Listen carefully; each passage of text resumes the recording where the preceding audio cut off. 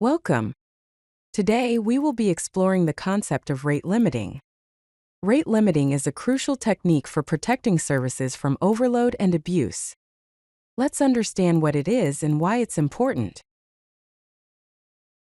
Rate limiting is a technique used to control the number of requests a client can make to a server within a specific time window. It's like setting a speed limit on a highway, but for your application's traffic. There are several reasons why rate limiting is essential. Firstly, it helps prevent abuse by protecting against malicious attacks and spam requests.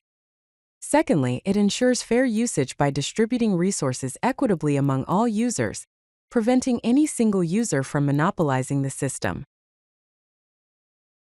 There are some commonly used algorithms for implementing rate limiting.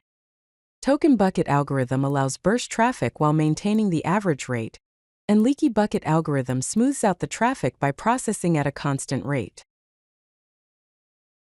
Let's dive deeper into the token bucket algorithm.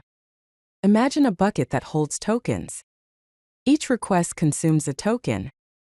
If there are no tokens, the request is denied. The bucket refills with tokens at a constant rate. Here, a Python code demonstrates the token bucket. Class token bucket has an init function with capacity and refill rate.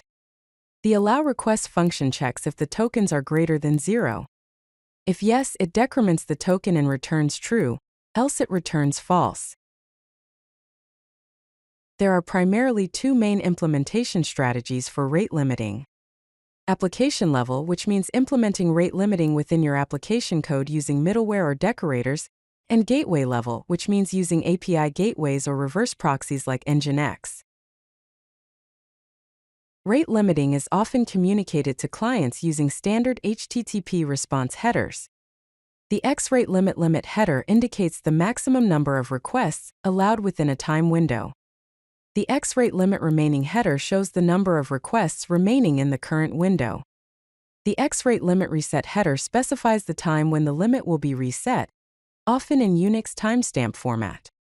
If a client exceeds the rate limit, the server typically responds with a 429 too many requests error along with a retry after header, advising the client when to retry. To effectively implement rate limiting, consider these best practices. Monitor and log rate limit hits and adjust thresholds based on usage patterns. Implement granular limits, with different limits for different endpoints and user tiers. Provide clear communication by including informative error messages and retry guidance. Implement fallback mechanisms to ensure graceful degradation when limits are exceeded. If you like this video, hit that like button and don't forget to subscribe. Visit CodeLucky.com for more such useful content.